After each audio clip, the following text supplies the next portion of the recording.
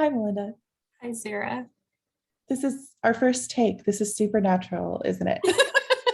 Yes, we've never done this before. Oh, well, welcome to what I hope will be the first of many videos, EmpowerMe Arts, talking about ways that we can help families with learning. And everybody learns differently. And that's one of the reasons we're so passionate about customizing it to the individual. Yes. But we want to talk today about something you and I were just discussing about stages of development. And you said a really good line about ages and something we can keep in mind there. Can you say that again? Yeah, so kind of, kids develop at different rates. Some mature faster than others, some need a little bit more time. That's normal. But as a general rule, most kids right around the age of 12, their brain starts changing from this, child brain into their adult brain. And so the expectations that we can have for them after 12 are very different than the expectations that we can have for them before 12, where their brains are just not quite there yet. Yeah. Well, that's such a good and simple marker. And it's all about loving the child well with where they're at. So how can we really love kids well under 12?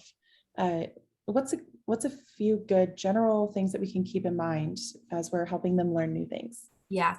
So basically what it comes down to is prior to 12, our kids' brains literally don't have the executive functioning skills that we adults have. And so what I mean by that is that they kind of lack the ability to have the same sort of level of self-control that we have, or self-motivation, being able to kind of have that discipline to stay focused on something for very long. And so one of the best things that we can do is to help them through that is what a lot of people call being a body double.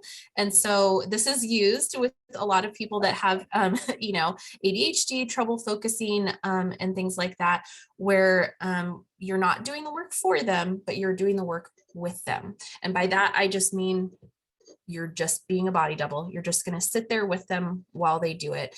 And essentially what you're doing is just acting as a second brain for them. You're being that executive functioning skill for them that they haven't developed yet. I absolutely love that. I mean, I know I'm someone who has ADHD, and body doubling is this wild thing that I wish I had really known I was relying on even earlier in my life, because I remember, man, like, my mom would tell me to, put away my clothes or clean my room. And I would want to, obey. I'd want to do like the right thing, but I couldn't connect the dots, like, which, can be a symptom of ADD, but like, I couldn't connect the dots, because there was not enough dopamine driving that. Right. But when my mom would come in and even like sit there with me or fold a few clothes with me, I didn't like make her do it. And she didn't spoil me in that way by any means, I promise. But when she was in the room with me, it was like it distracted a part of my brain. Yep. And so the other part that was trying to do the task was able to focus. Yep. And I don't know if that's the way you would describe it for kids under 12 also. Like, yeah, executive function, that's a big phrase, right? Yeah, it's basically just connecting the, like what you were saying, connecting the desire to the action steps that make that happen. And so a lot of kids, that's why you hear kids from the time they're little say, they don't ask for you to get them a glass of water, or they don't get up and get a glass of water. They just say, I'm thirsty.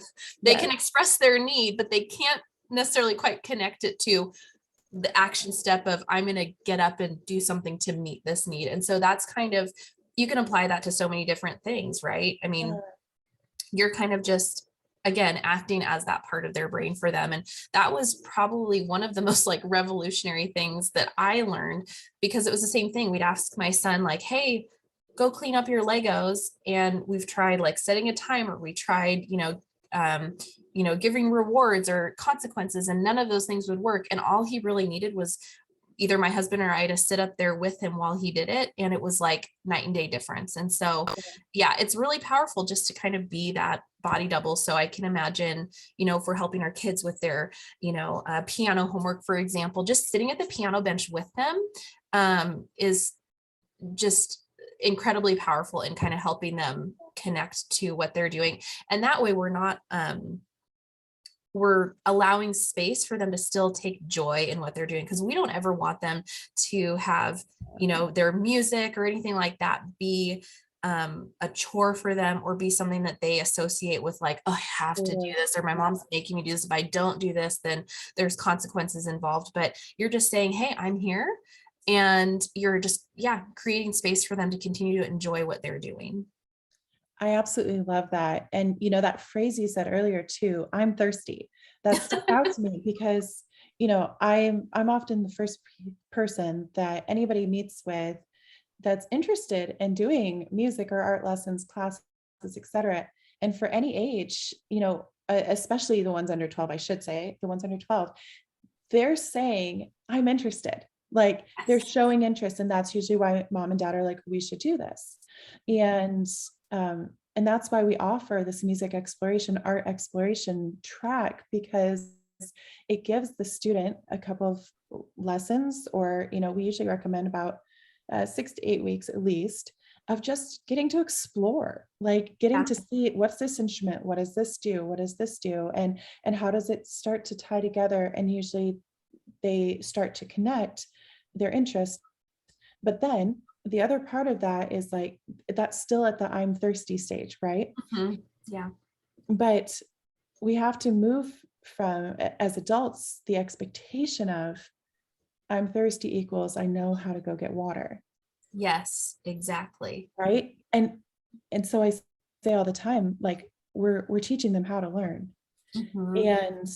And I know it's so frustrating for parents because we would expect that, a kid's really interested in something and that would drive their motivation to go and practice. Mm-hmm. Well, practice doesn't sound very fun at first. Mm-hmm. We have to associate that it's the reward part of it.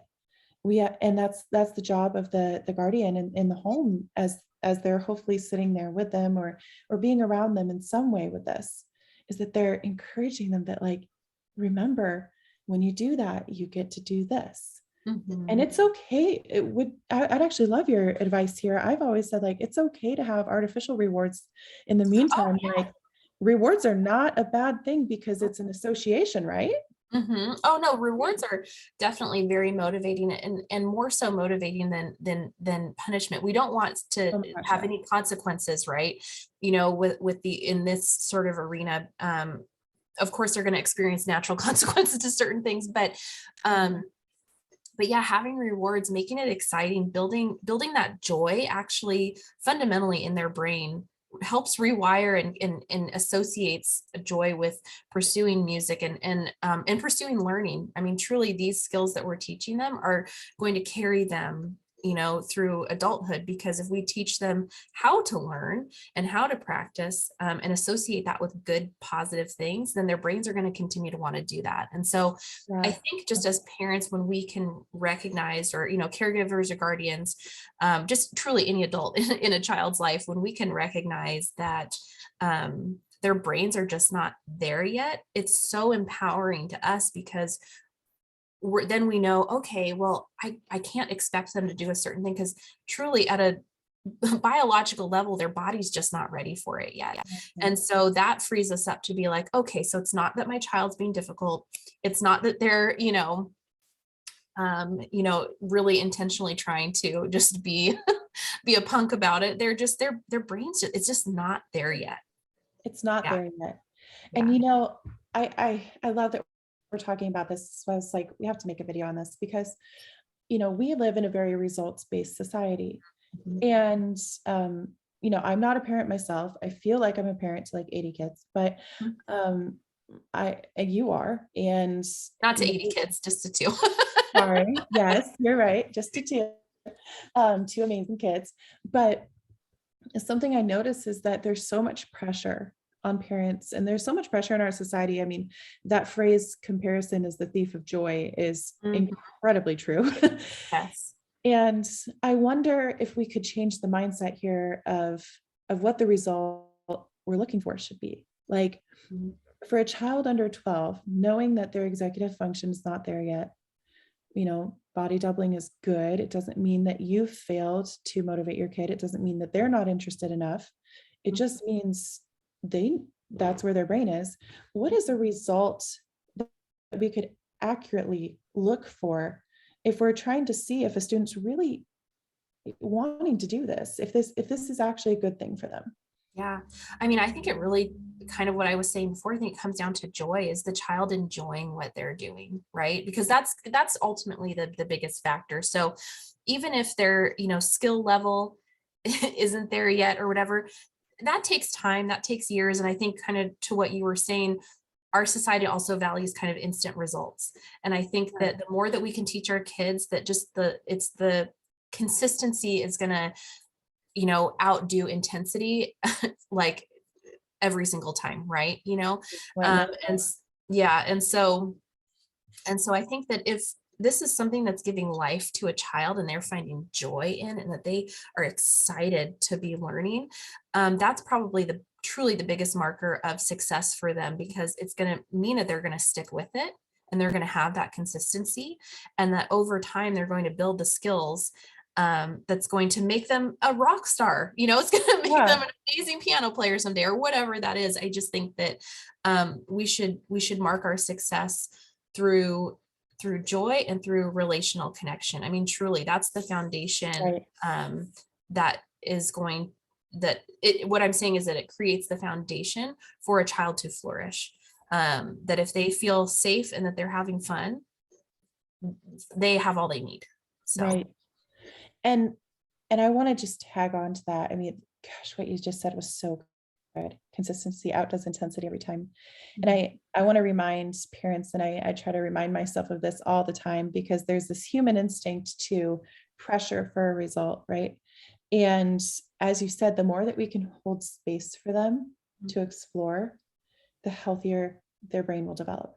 Oh yeah. It's just standard. Like, if we pressure, what's going to happen is that the anxiety is going to increase.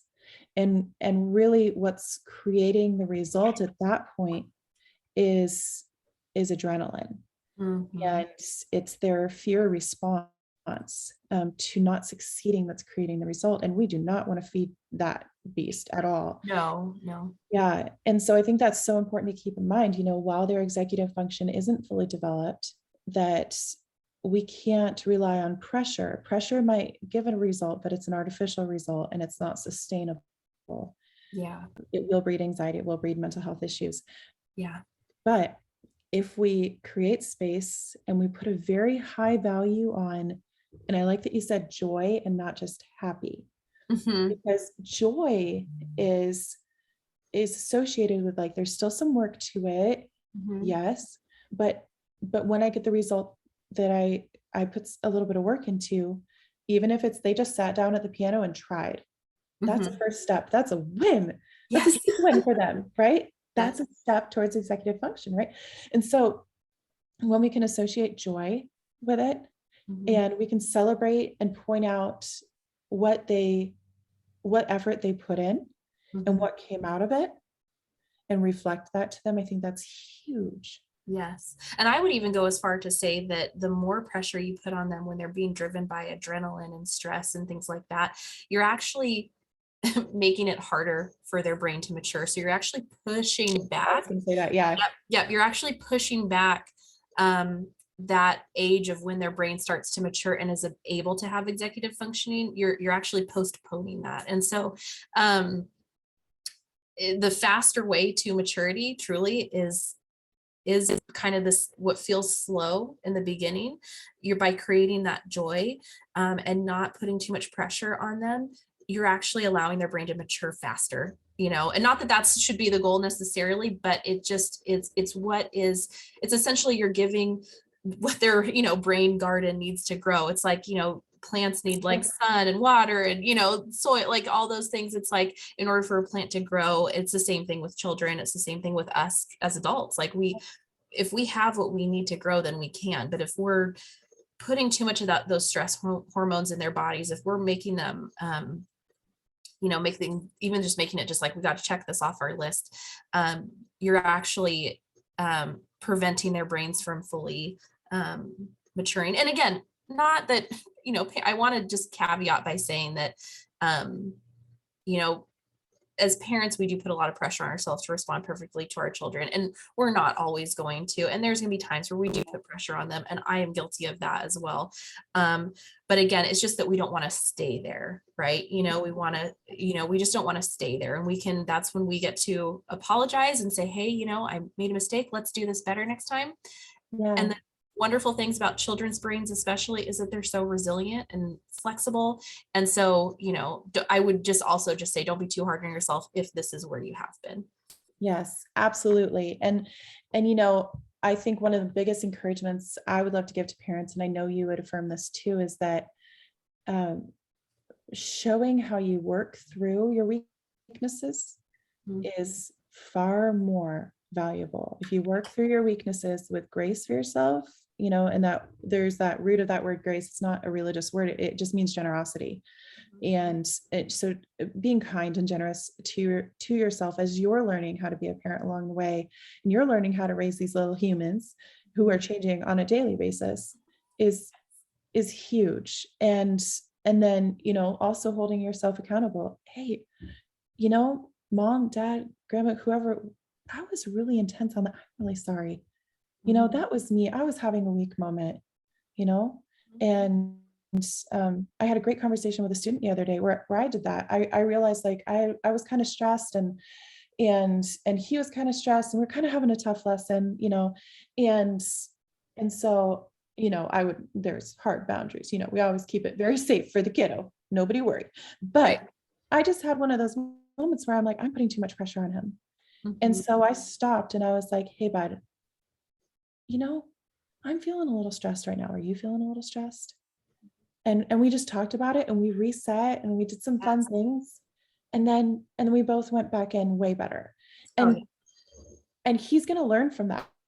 He's going to learn from that experience. And that's what's so valuable to this type of learning. So, I just think have grace with yourself, have grace with your kids. And I love this, like reflect joy, help them get the water at the fridge. If they say they're thirsty, you got to show them where the cups are, right? Yeah. And the one day it may not feel like it right now, but one day it will click. I mean, I even start to see it in my older son now where I'm like, oh, okay, Yes. maybe he was listening all this time. So it pays off in the long run, but it's just, got to take it a day at a time. And yeah. I love this. Well, thank you, Melynda. Hopefully we'll do some more videos soon. And if you guys are interested or have more questions, please make sure that you like and subscribe because this will be on YouTube as well. And that you follow us on our website, on our newsletter, EmpowerMeArts.com. And if you have questions, oh my gosh, please ask them on our social media. We're on all platforms at EmpowerMeArts or in our contact form on our website. You can also ask us. We look forward to hearing from you. Have a great day. Stay empowered.